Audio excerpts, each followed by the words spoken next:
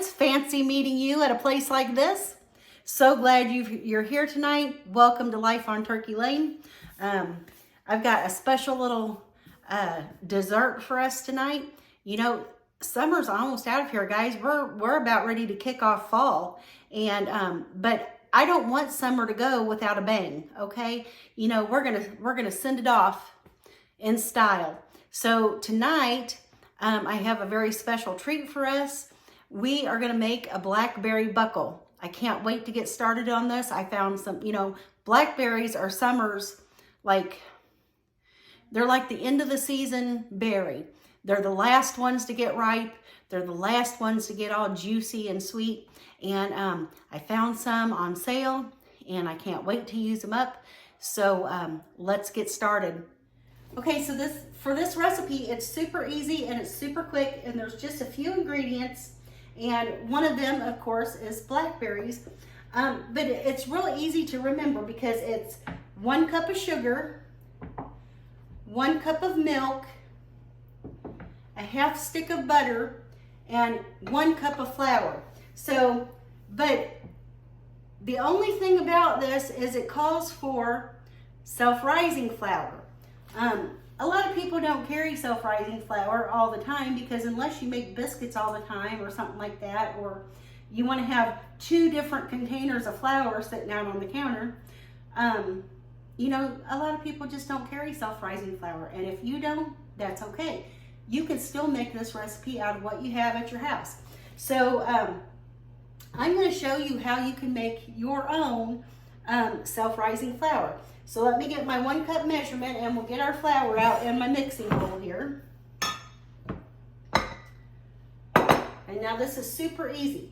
So technically, if you already have your own self-rising flour, then basically this is like 5 ingredients all together. But if you have to make your own self-rising flour like I do, because I don't keep self-rising flour on hand, this is what you're going to do.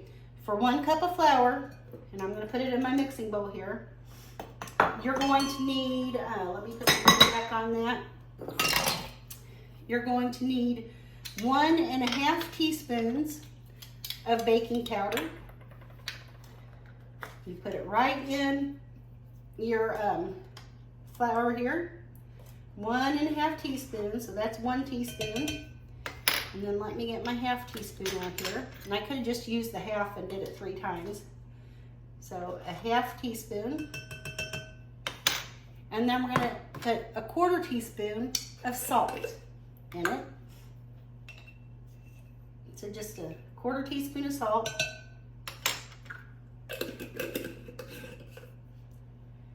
And then we're gonna mix that together with a fork. Make sure it's mixed really well. Get all that baking powder down in there. That baking powder is what helps it rise. So yes, you can make your own self-rising flour just like that. 1 cup of flour, 1.5 teaspoons of baking powder, and a 1/4 teaspoon of salt, and you're good to go. The next ingredient, and I'm going to get it started right now, is melted butter. You take your half stick of butter and you're going to melt it in the microwave.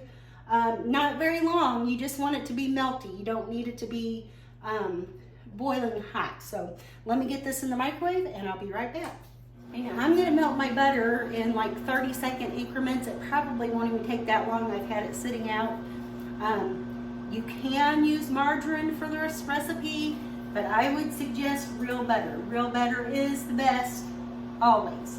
So anyway, as soon as that's melted, we'll go ahead and finish our recipe. I'm going to go ahead and pour my sugar in the bowl here. And let me get my whisk and the butter. See that 30 seconds did perfect right there. It's melted, but it's not hot. And so I'm going to go ahead and add my milk into the flour.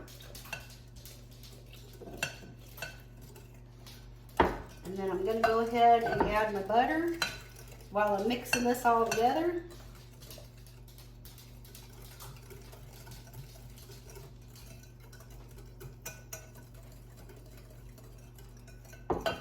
sure you get all that flour from the bottom of the bowl incorporated in here so you don't have any lumps.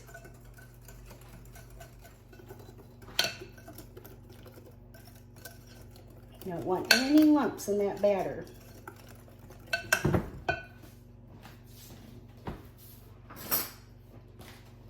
I'm going to go ahead and scrape the rest of that butter in there. We don't want to lose any of that butter. It's good flavor, delicious richness.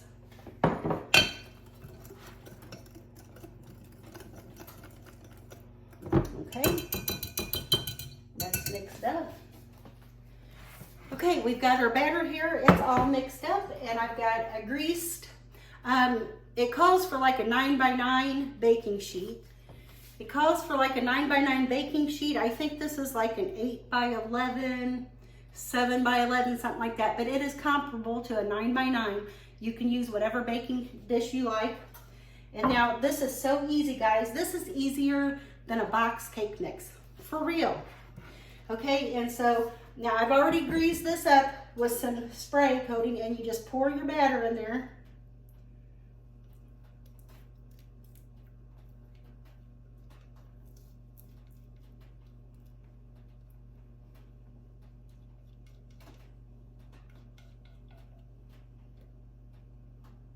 Make sure you get all of that goodness. You know, I almost can't hardly, I see a lot of people cooking these days, bakers, chefs, and there's my oven. It's preheated to 350 degrees. And I see a lot of these chefs that they don't scrape their bowls or anything. I mean, they're losing a lot of money. They don't, and a lot of ingredients from the recipe. Okay, so now I've got over 2 cups of blackberries here. You're going to use about 2.5 cups of blackberries. You're just going to cover the top of your little dish here, your batter, with all these delicious blackberries. And now you can, if you want to, kind of sprinkle and you want them in a single layer. You can kind of sprinkle your blackberries with just a little bit of sugar. They won't sink quite as bad. So you're just going to put your blackberries on top of there, like in a single layer. Put as many as you like. Yeah, I am going to pile them up on here because I want me some blackberries in my cobbler.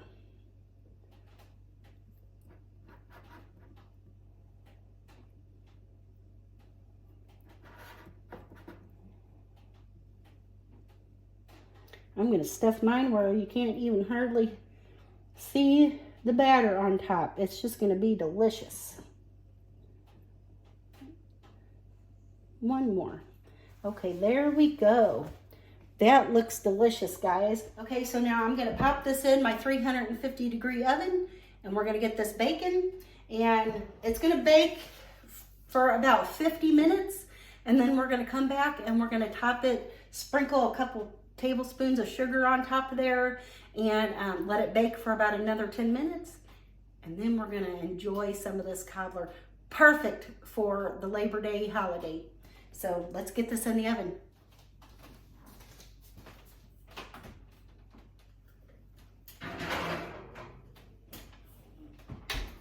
Okay guys, I'll be back when this is done. I can't wait. Ever since I bought those blackberries a couple days ago, I've been my mouth is salivating for some good old blackberry cobbler. Now, I know there's a lot of people who don't like blackberries. Actually, this isn't a blackberry cobbler. I'm sorry, it's a blackberry buckle.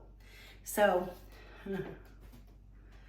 anyway, it's a blackberry buckle. It's a little bit different than a cobbler. A cobbler is where you kind of put like some drop biscuit dough on top of your berries that's mixed with a little bit of sugar and stuff. This is different. It's a blackberry buckle, and it's delicious, guys. You gotta try it.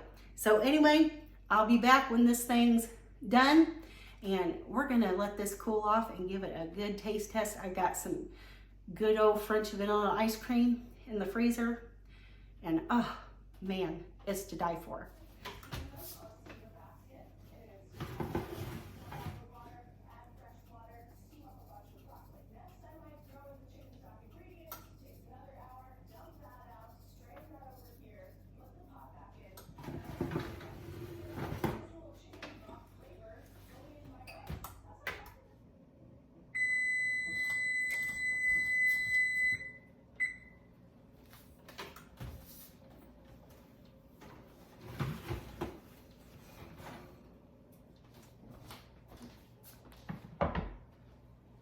Okay guys, so this blueberry buckle is done.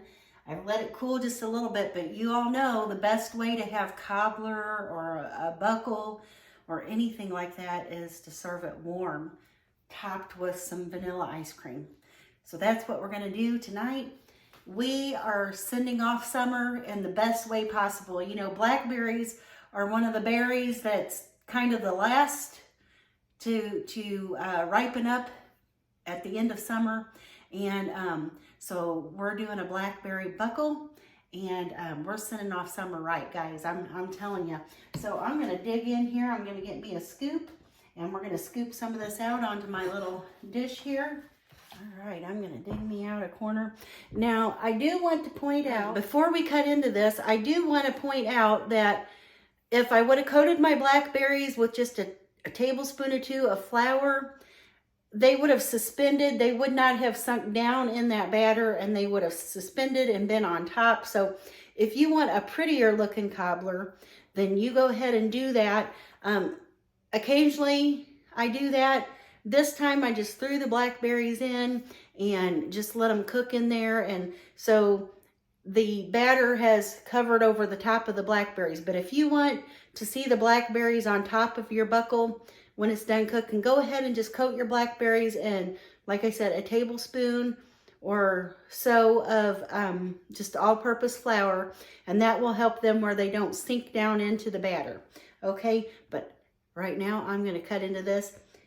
Even though I can't see the blackberries on top now, say if I was serving it to guests and I wanted them to know what was in it, I definitely want to see those blackberries on top.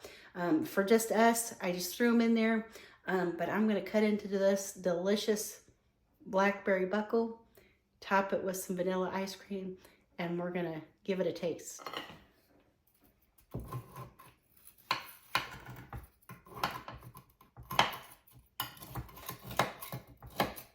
I can tell you it smelled delicious when it was baking, so I know it's going to be good. Oh yeah, you can see those blackberries down in there.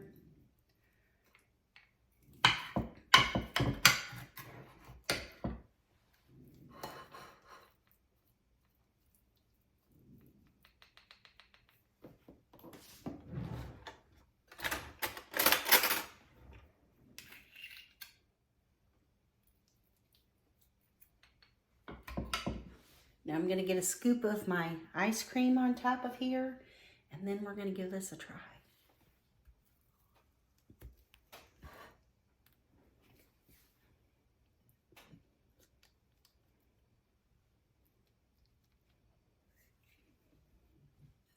Okay guys, oh my goodness, does that look good or what? Oh, I cannot wait. You can see that the ice cream is melting. The cobbler is just, you know, warm. It's not scalding hot, it's warm, and that ice cream is melting. Get me a good berry and get me a good bite of that filling. Oh yeah.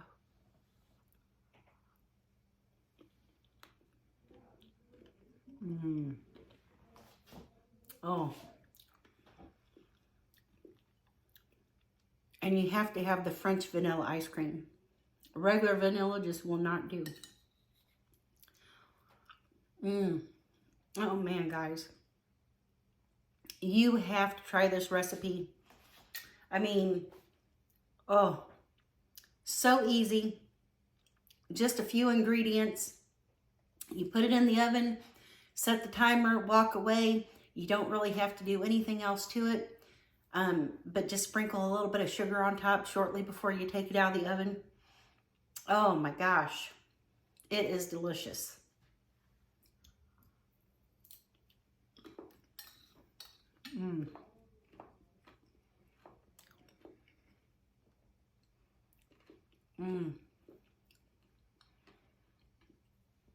It's just a little bit of crispy bits around the edge, and the little bit of sugar on top of that batter causes it to give it a little crispiness.